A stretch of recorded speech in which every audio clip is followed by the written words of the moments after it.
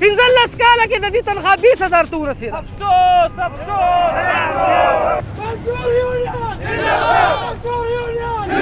کم دلته را ټیکهدار دلته ناست دی دا د دې ځای نه لاړ شي او دوی ته باقاعده سرکاري چې کم د دوی خپل حق کېږي هغه د ورته میلاو شي. چې دلته زه ژوندی یم او د لیبر د ورکر د دې ملازمینو څونه حقوق دي نو انشاءالله دا به زموږ نه څوک نشي خوړی.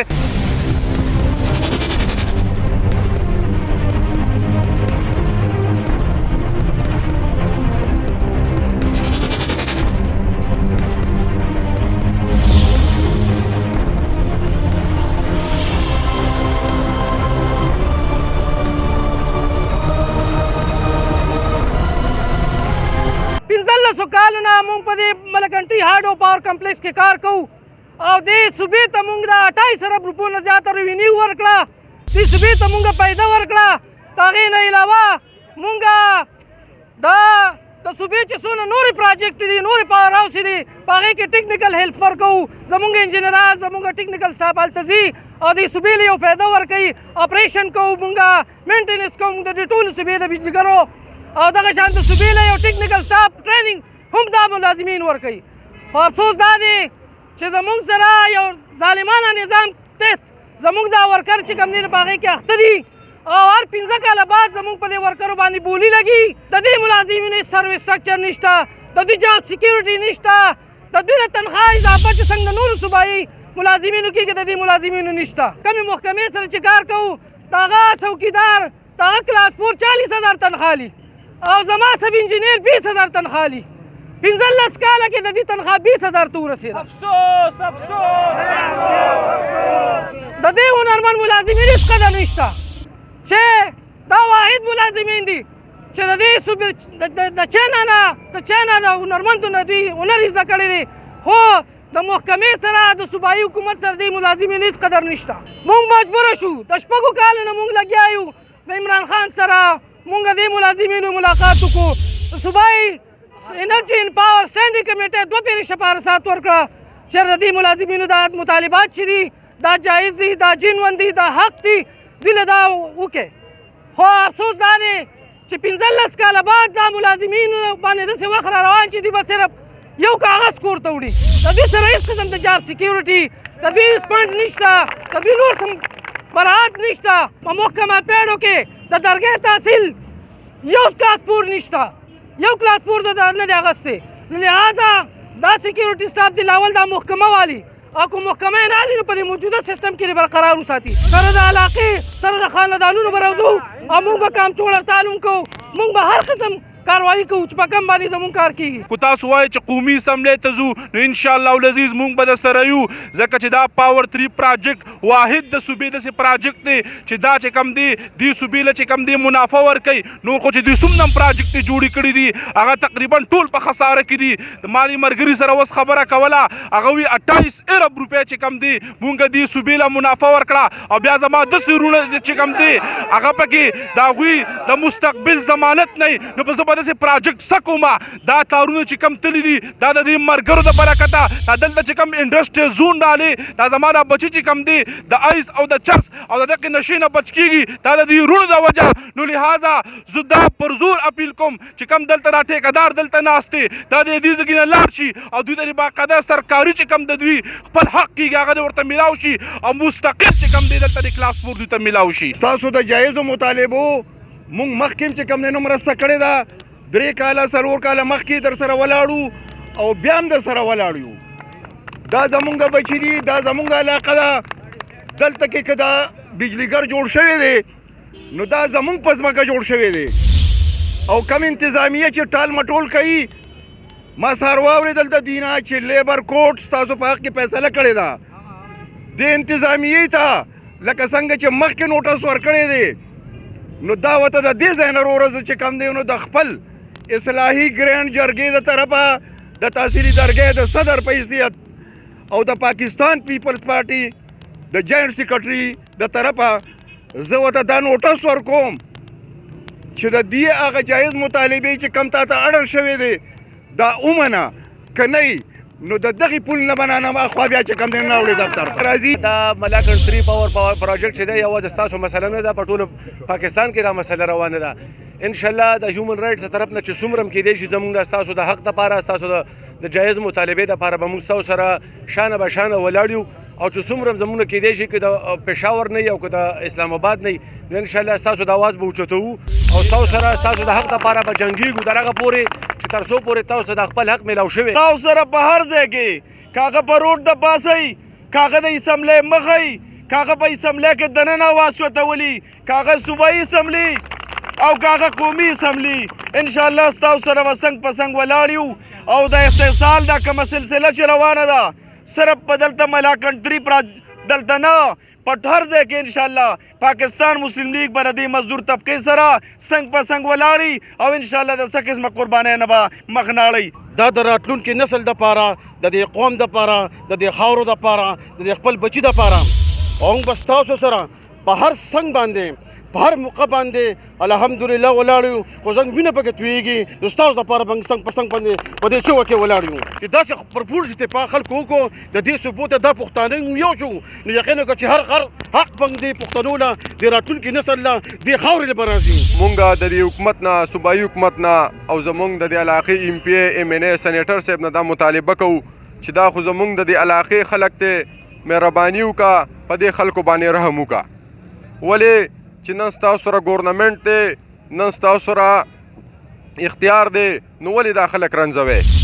ولې د دې ملاکنډ 3 دا چې کم یونین دی، دا کم سټاف دی، د دوی د وجې نه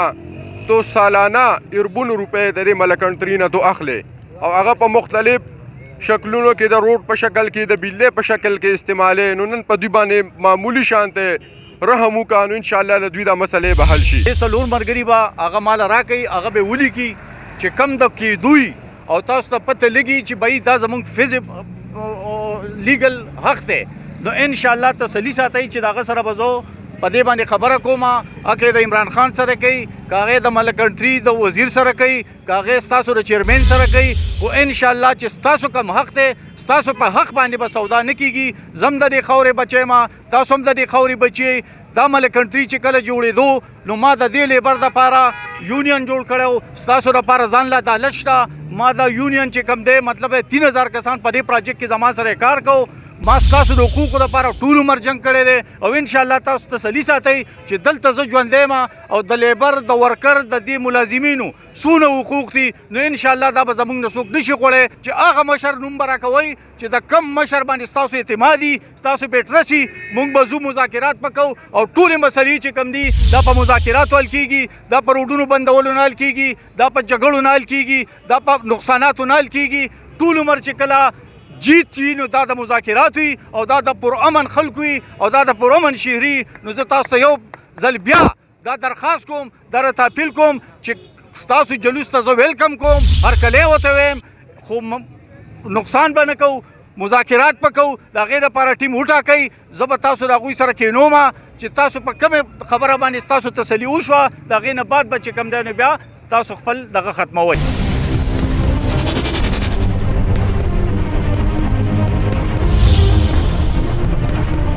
دلته زمونږ یونین دی او انجینیر اسوسییشن دی، نو مونږ څه غلطې خبرې نه کوو. ټول عمر مونږ د خپل د مزدورانو او د انجینرانو او د ورکرو د حقوقو دپاره خبرې کړي دي. هر 3 کاله او 15 کاله پس زمونږ په دې کسانو باندې بولي لګي چې راشي د دوی تنخواګانې کمیږي یا پکې کسان ایستلی کېږي. نو د هغې د دغه دپاره د هغې چې کوم حقوق دي د دې د محفوظ کولو دپاره مونږ دا جدوجهد کوو. اوس دا دی بیا روان دی. 15 کاله وشوله چې همدا سیکیورټي ده او دلته دوی ډیوټي کوي او بالکل کو دهشتګردي او کو طالبانایزیشن او که هر نمونه حالات نو دوی ښه په نره او په مړانه باندې ډیوټي کړې ده او ډېرو په کمو پیسو یې کړې ده او دوی که اوس سیکیورټي ایجنسۍ له ورکوي نو په هغې باندې مونږ هم پوهیو چې پر کس پر دوی نه 40-50 هزار روپۍ اخلي او دې غریبانو له بیا اقل 12,000 روپۍ ورکوي. نو په دې کې قومي خزانې ته هم نقصان دی او زمونږ د خپل ملازمینو او دا د علاقې خلک دی یا خو دا سیکیورټي ګورنمنټ ته ځان سره والي او که نشي نو دا څنګه دغه چې روان دی همدغسې په دې تسلسل دې لاړ شي یا خو د ښه یو غټ مونږ د وخت نه د دې ټیکهدارانه نظام خلاف چغه والې ده د دې دپاره مونږ د دې نه خلاف وو مونږ به ورته چې دا په کنټرکټ باندې والی په دې کې ګورنمنټ ته هم پیدا ده ملازمینو ته هم پیدا ده یا خو دې په کنټرکټ والي که نه شي نو وردي کې څنګه چې په آزاد کشمیر کې یو ځای بل ځای کې نیو بانک والا هغوی یو شلو کالو دپاره کنټرکټ کړی دی یو پراجیکټ پالیسي ده یو خاص دغه دې ورکړی شي چې په کومه پالیسۍ باندې ځي زموږ دا کسان خو دهشتګرد نه دي هغوی خپل حق غواړي او دا خلک یې بدناموي په دې باندې چې بس دا خو هر ټیم روزي او دوی لانجې کوي او دا کوي لانجې مانجې هېڅ څوک نه کوي خو بالکل یو خاص دغه دې وله جوړ کړي نو بس بیا به دا لانجې به مکمل خرچي یو خاص په یو قانون لاندې خو راشي که نه کو د پراجیکټ پالیسۍ لاندې د یو قانون د لاندې دي کړي د یو 10 کالو دي کړي د یو 20 کالو کنټرکټ دې ورسره وکړي نو بس بیا دا مسلې به د عمر دپاره ختمي Ghazali institute of medical sciences Peshawar,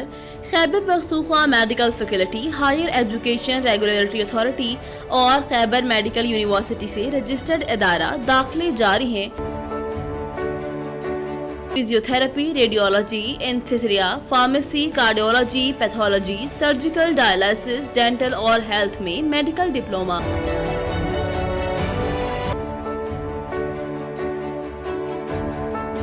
5 साल doctor physical therapy,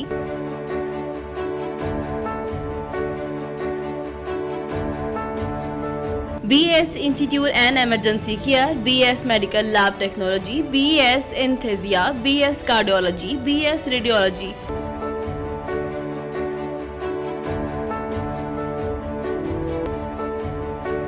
BS surgical, BS dialysis, BS dental, 2 साला LHV course, category B medical store licence, Pakistan pharmacy council से मंजूर शुदा।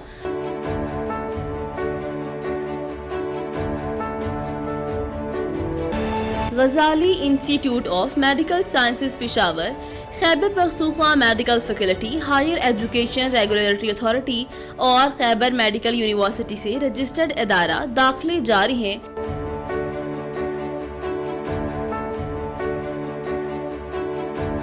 मज़ीद मालूमात के लिए new Arbab colony, Abdara Chowk, university road, Peshawar. राब्ता नंबर 0915851972, 034399044647।